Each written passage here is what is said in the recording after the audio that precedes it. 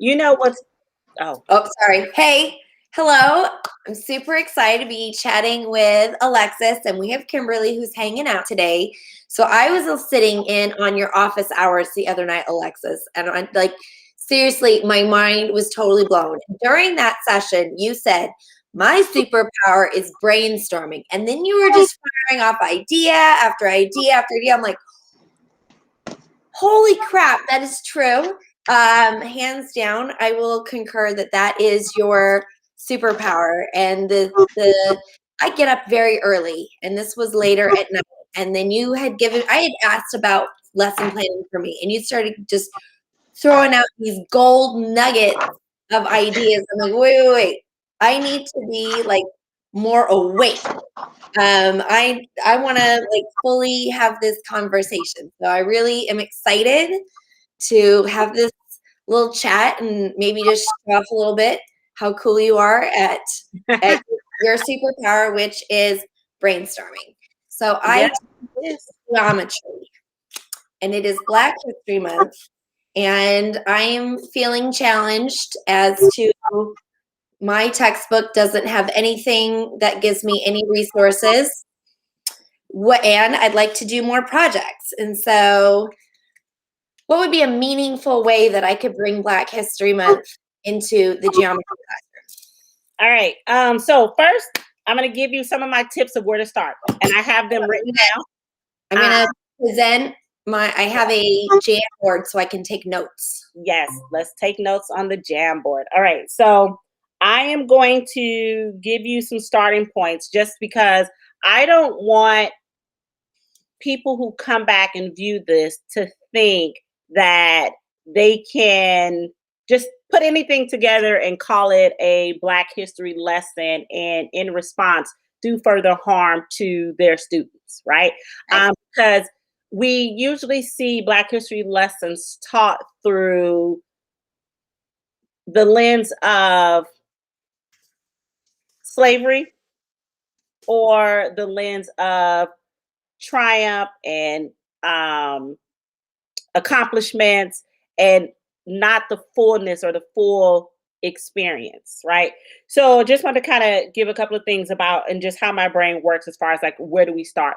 So like the first thing is look at your standards and your objectives. And that's with any lesson, right? Yes. Look at the standards and the objectives. And the questions that I have with the standards and objectives is, do they center Blackness? Do they center the Black experience?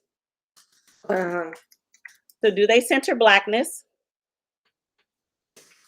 Do they center the Black experience? Do they challenge the status quo?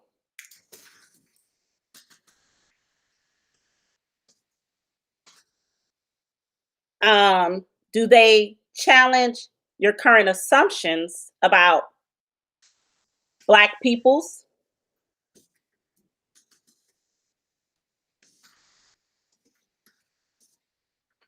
Quite fast, but And do they connect students to their communities?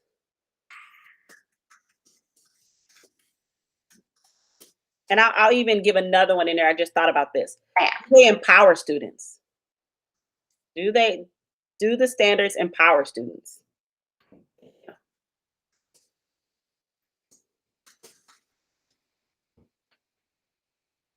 okay. So good. Yes. Another thing when we look at, and you can even just put this like the second thing.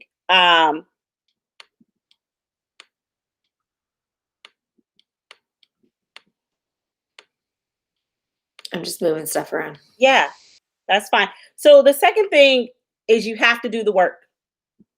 You have to do the work, and you have to do the work fully. And what I mean fully is you have to learn the histories, plural, not just singular history. You have to learn the histories because when we're talking about whether it be Black scientists, Black doctors, Black mathematicians, Black women, Black men, their experiences, their perspectives, their histories are different. So you have to be willing to learn the histories. Even if you're going to center a lesson around one historical figure, what other historical figures, what other perspectives, what other experiences can you bring into that lesson to give students a full picture of the Black experience and the understanding that the Black experience is not a monolithic one? Uh, What other persons or perspectives can you bring in?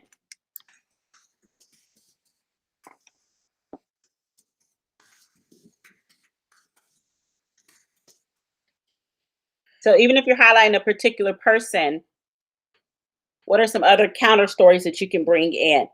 Um, what text can you bring in? What text or what resources? So as we even talk about a geometry lesson, I'm not just going to say because uh, it's a math subject that we're not going to bring in some literature. We're not going to bring in some primary sources or secondary sources to really, but mainly primary sources, because I want to make sure that your students, even as geometry students, they get the full picture and the experiences, and they get to see Benjamin Banneker through his eyes. You know, that was what the whole museum tour experience was about, for the Black History Month resource that was shared out, was really about getting students to experience history through the eyes, and by walking in the shoes of historical figures and not through the lenses of what is white American history, you know, or centering whiteness. Because, like we talked about earlier, it's common that even when people have good intentions on doing Black history, they're still centering the white experience, or white perspectives or white narratives about how that history came out and how Black people experienced that. Um, so you want to pull in diverse texts and sources for students to experience the full history. And you can't teach accomplishments without teaching the systemic power, oppression, and racism that sought to dehumanize and make inferior. So you can't. Up on how to spell systemic. Maybe you could. No, you're good. Slower. Yeah. So you can't teach accomplishments without teaching systemic power, oppression, or the racism that sought to dehumanize or make inferior. And the reason why I say that is because it's dangerous in the sense that it will leave people with this idea that, oh, well, Benjamin Banneker did it, so can you. Or he was an exceptional person, right? Look what all he did. And we are excusing or not taking into consideration the systemic powers, the systemic institutions that defined and dictated how historical figures like Benjamin Banneker, and I keep bringing up Benjamin Banneker because that's who we talk about, how they were forced to navigate this society, not how they chose to navigate this society, but how society was forced. But when you talk about the full picture and you talk about the systemic oppression and the racism, then you can step in and talk about the perseverance, right? The agency, the resistance, and the perseverance to these systems of oppression that sought to limit and dehumanize them. So so you want to make sure that you are not coddling yourself, or because one thing I hear with a lot of teachers, especially white educators, they say, I don't want to teach Black history because it just makes me uncomfortable, right? Because they don't want to talk about the state sanctioned terror or dehumanizing conditions that were placed upon African Americans. So you have to talk about the systemic power, the oppression, the racism first, and then you talk about the agency, the resistance, the perseverance. You know, the other thing is bring in the African diaspora. Bring in the African diaspora. So bring in, so like DIASPORA, and African diaspora or diaspora is bring in the fullness of the African people and people who come from the continents of Africa, and don't just center it on African Americans. So, like when we're talking about Benjamin Banneker in geometry, then you want to talk about math in Africa. You can bring in like even the game what Mancala Mancala the game where it's the beats that comes from Africa. So bring in the African diaspora and bring in how other content areas and other content areas and what we know those content areas to be have their origins from the continent of Africa. So whether it be science, math, astronomy, you can even look at the influence of Africa on literature and histories. And so you want to make sure, again, we're making sure we're bringing in the fullness. Focus on joy and family, you know? So again, we're going to talk about Benjamin Banneker. Benjamin Banneker had a family. You want to focus on not just his oppression. You want to look at his resistance. You want to look at his agency, but then you also want to see joy. That's one of the things that's often missing from curriculum. When we focus on the Black experience, when we focus on Black history, we take out Black joy. And that's one of the things that we need to see in our schools is just the things that made Black people, even despite of, they still found agency, they still found fullness, they still persevered, and they persevered because of their families, they persevered because of their communities, they persevered because of their schools. So like we were talking earlier about Brown versus Board of Education and how, oh yeah, separate but equal, you know, or separate or equal is unconstitutional, and now we're going to desegregate schools. But African Americans really didn't want that. They wanted the equal funding, but they didn't want the schools to be desegregated because it was their schools they felt like were equal to that of white schools. So they wanted more money, and what they got in response was bus across the town 50 miles away from their home. So want to make sure that you're giving the fullness. And then bring in the Black identities, and not just one identity, but multiple identities, understanding the multiple experiences that Black people have, the intersectionalities of Black people. And so understanding that Kimberly and I may both be Black women, but we have different experiences. Bringing in the voices, not just of Black men, but Black women, Black members of the LGBTQ plus community. So bringing in the different identities and intersectionalities of Blackness. And then Black contention.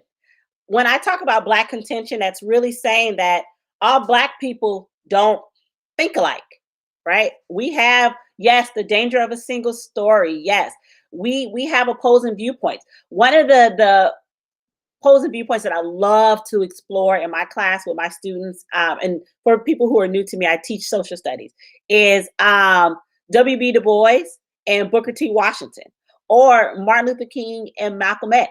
So we have different viewpoints and opinions on how things should be done. How do we get to a common goal? And then the last thing is connect back to the community.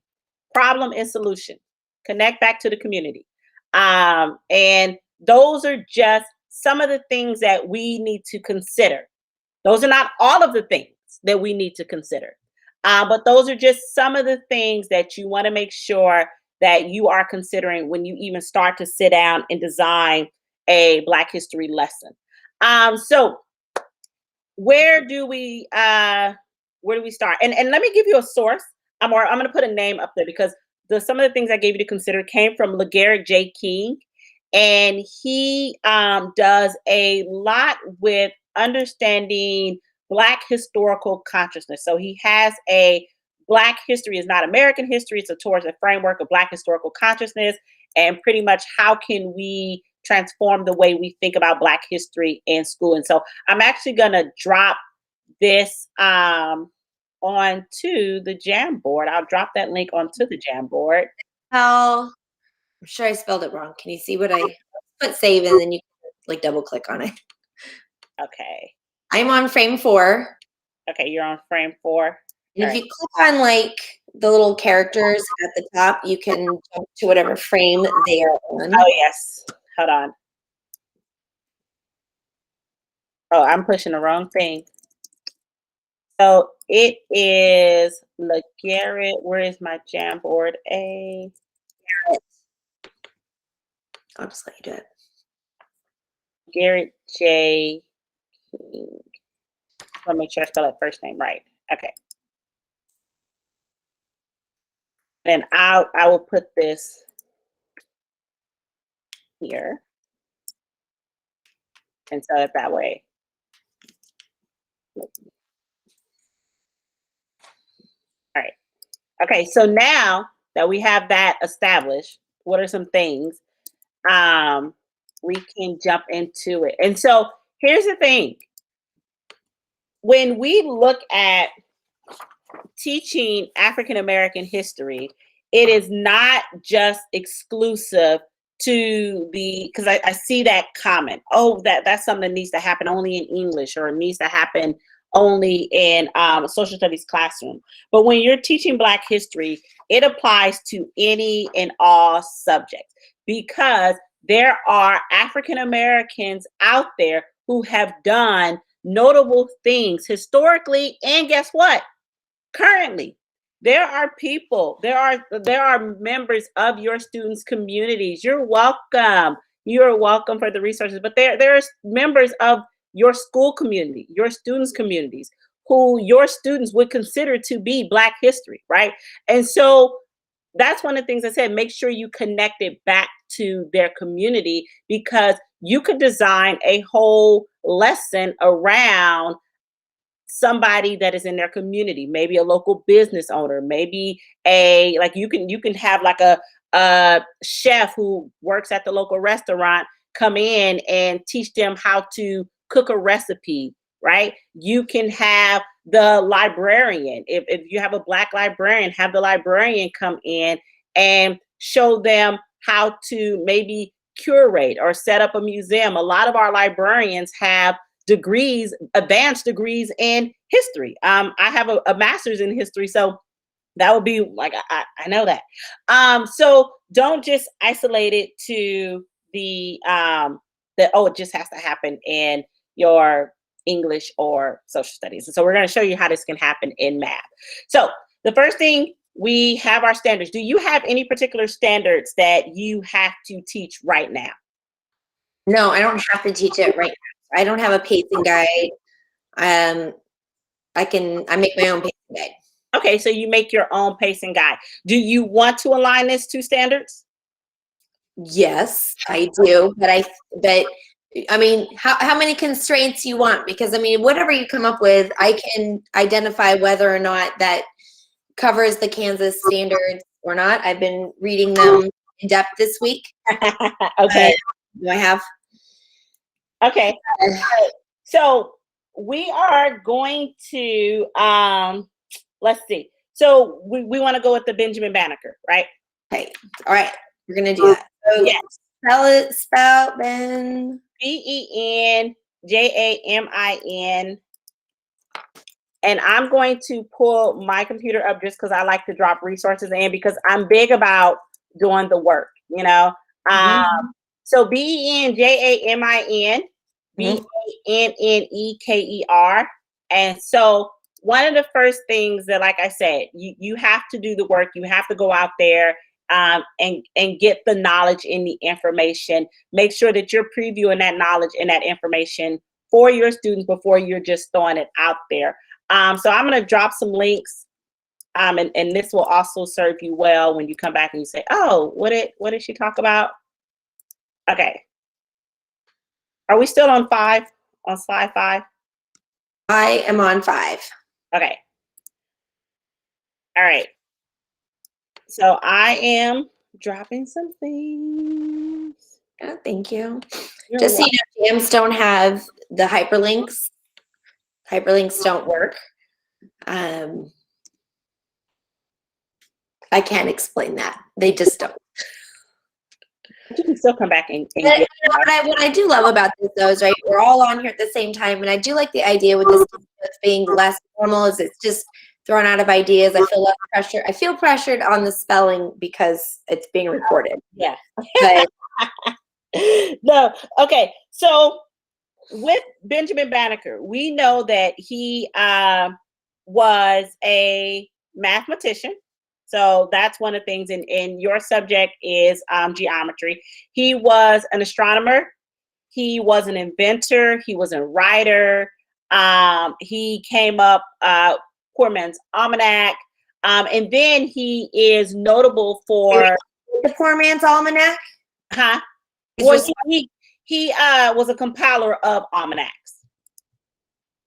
And so we also know that compiled almanacs, and then we also know that he did he worked with a surveyor team to scope out the land where our capital sits at, so Washington D.C. And so when we were talking, Alice, we were talking about the surveyor, like mainly specifically focusing on that and how you could turn that into a lesson.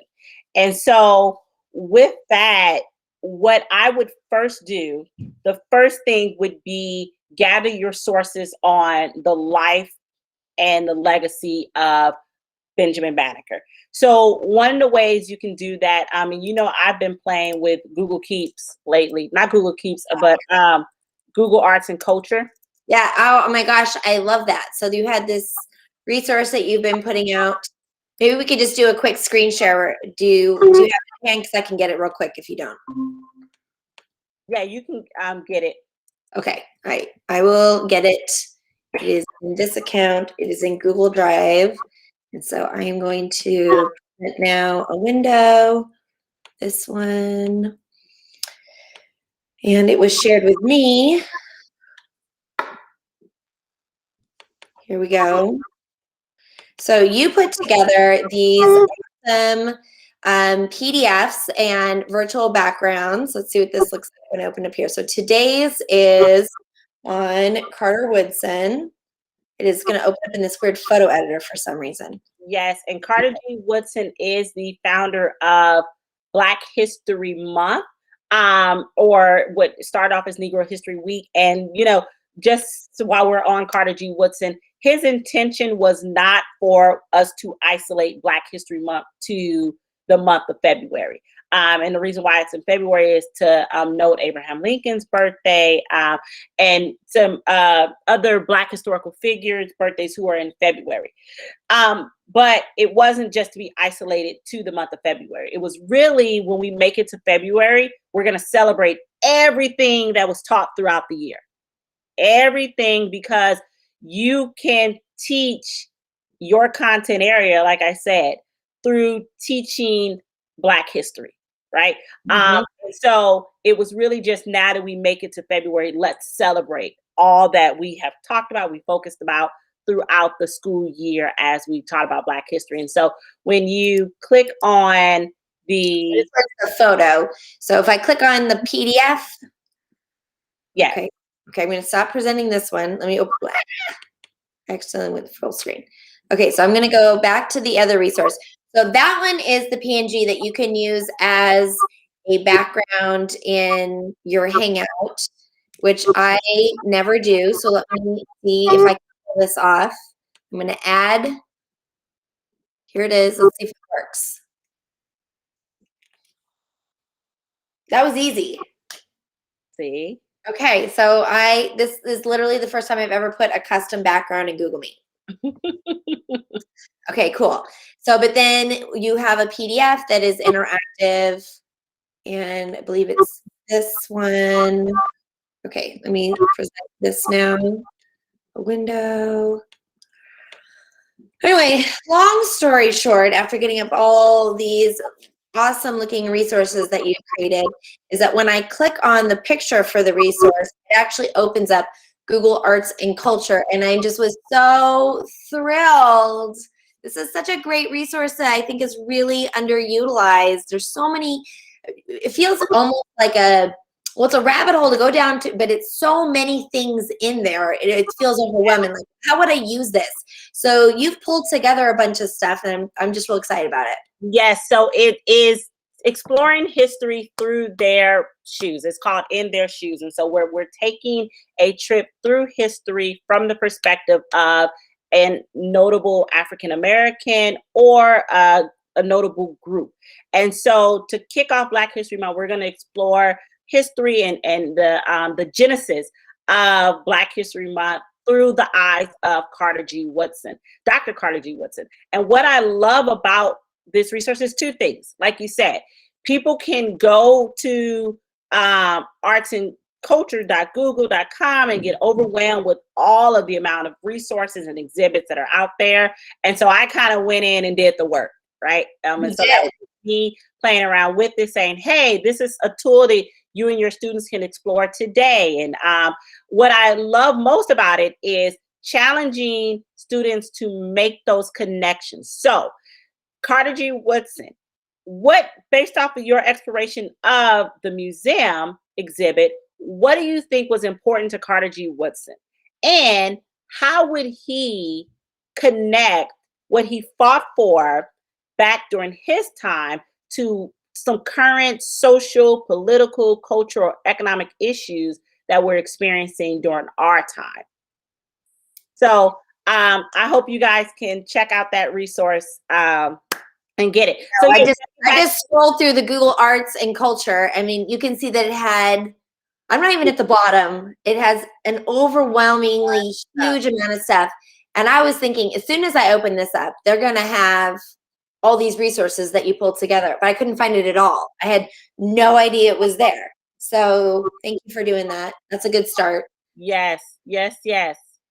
All right. So we go back to our planning. Yes. Okay. So we're talking about Benjamin Banneker and we're talking about Surveyor.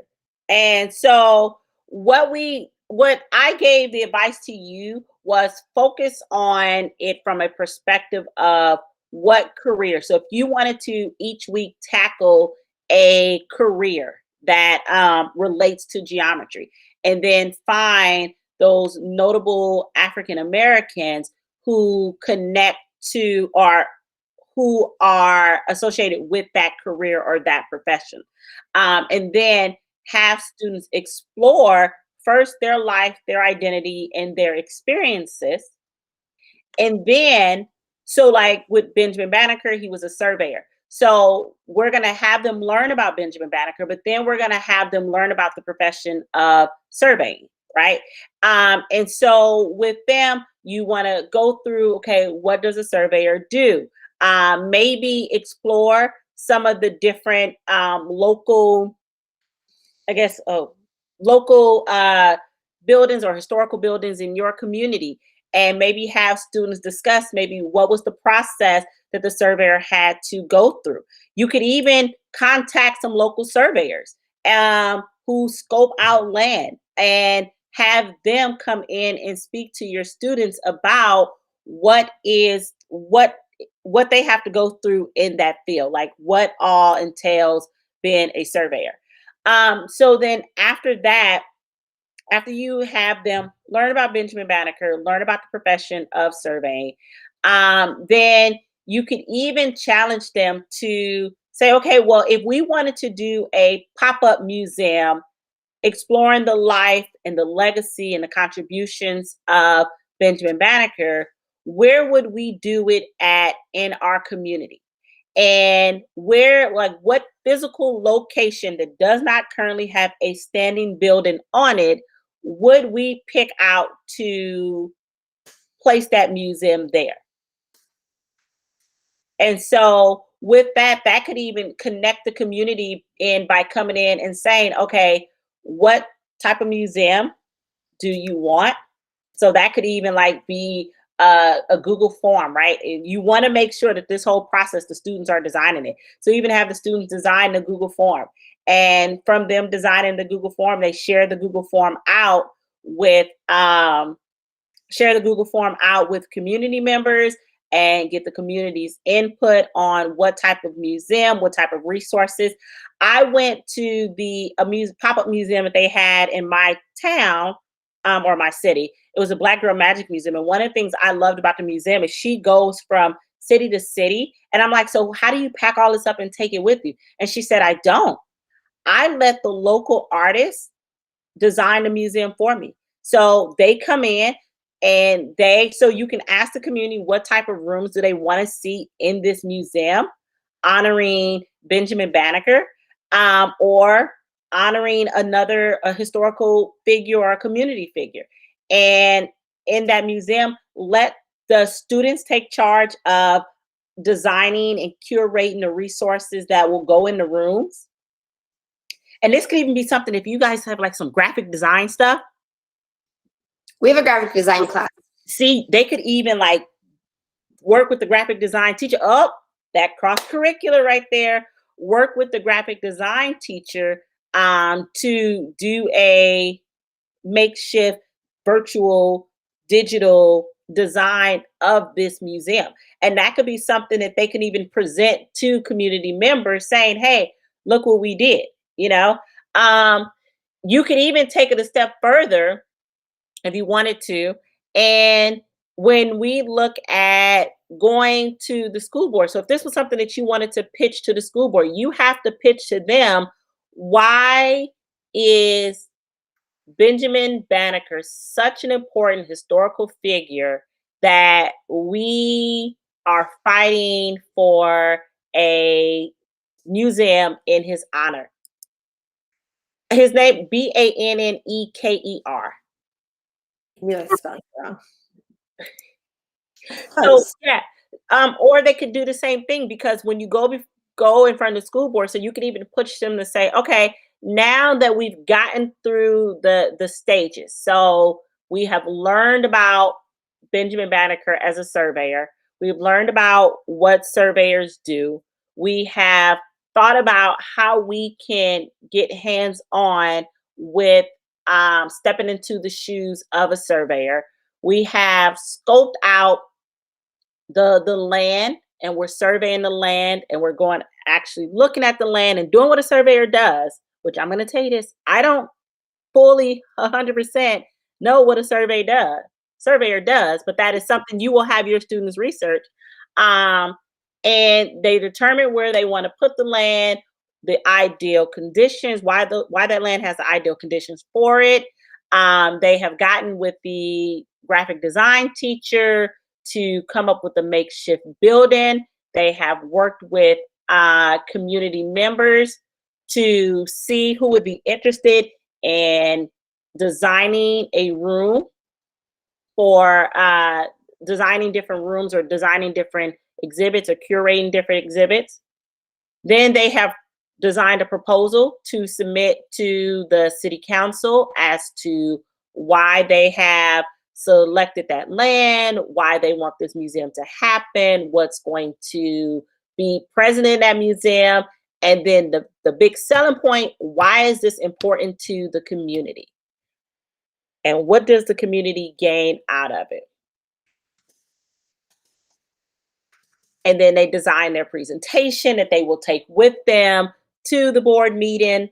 And you could even push them to like pretend it is a real thing. Like I remember last year I had a student who his campus, the Dallas ISD, was doing the e-gaming clubs, and he loved e-gaming. And so I said, okay, well, that's your final project. I want you to go to the school board. I want you to write a letter and design a presentation. And I want you to actually send this letter in your presentation. And I want you to use Flipgrid to record your presentation, send it to a school board member and say, this is why our campus needs the e-gaming club. And this is what it will do for me and other students like me on my campus.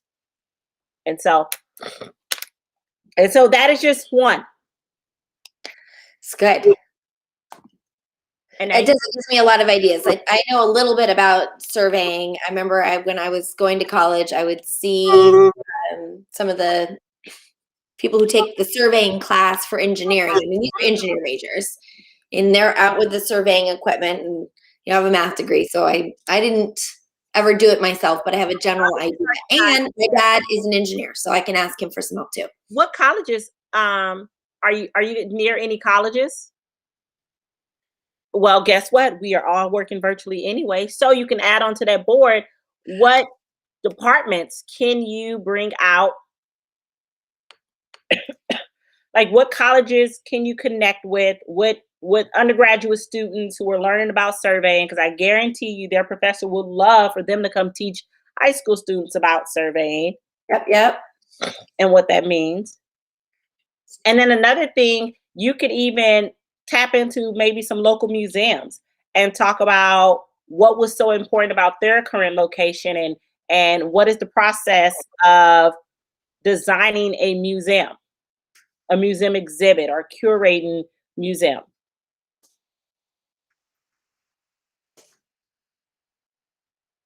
I know how to spell there. I do.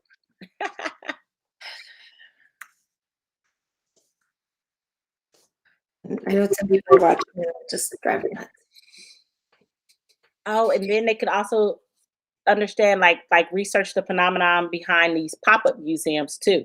You know, Mm, pop-up museums are popping up and everywhere. So like would they do a standing building, or would they decide to do a pop-up museum? And if they decided to do a pop-up museum, where do they think they should take like you have to be strategic about what cities you're taking these to. Like what cities do you think, or what locations do you think could benefit from having a pop-up museum dedicated to Benjamin Banneker, or Black surveyors, Black engineers, Black mathematicians?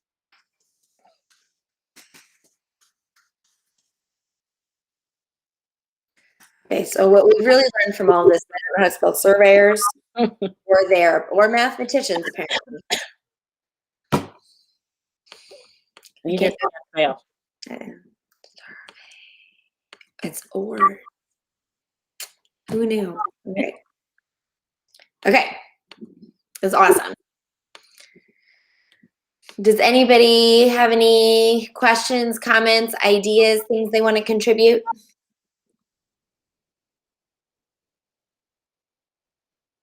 It's okay if you don't. I always say question, comments, angry words, suggestions.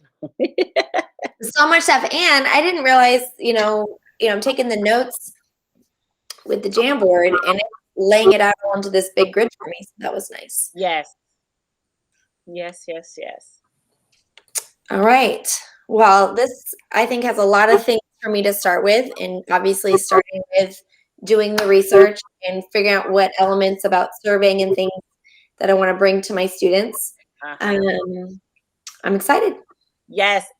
You want to make sure that overall, how can you show the full human experience of who Benjamin Banneker was and what makes him so important, and not just we were talking about Harriet Tubman the other day, and just the idea of her replacing Andrew Jackson on our currency. And I said, yes, we're going to take how can we take the myth, take the myth, like, I don't want people to, I think, like, when we look at these historical figures, we look at Harriet Tubman, we look at MLK, they're not really presented in their fullness. They're presented in these mythical beings, not full. They're definitely whitewashed, right? So that's why it's good to dig into those historical sources and really get an understanding of who these people were.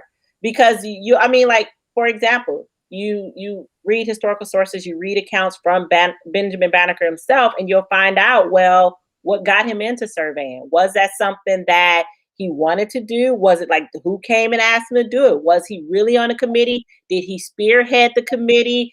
And so definitely, more notes. Definitely connecting to those primary sources out there, and just stepping away from what's just in our history books. There's too much stuff out there for us not to know. But at the end of the day, we want to humanize them and not whitewash their reality. Because as great as he was, we still need to talk about the opposition that dictated how he the racism and the oppression that dictated his full experience. Yes. No, thank you for that. Well, thank you, Alexis. I'm super excited. I definitely have like a lot of ideas how math can tangibly and connect it up to the standards go Yay. into the activity. So I will follow up and I will show you what I am able to pull off. Yes. Thank you. Thank Thank you. you, everybody. Stop the recording.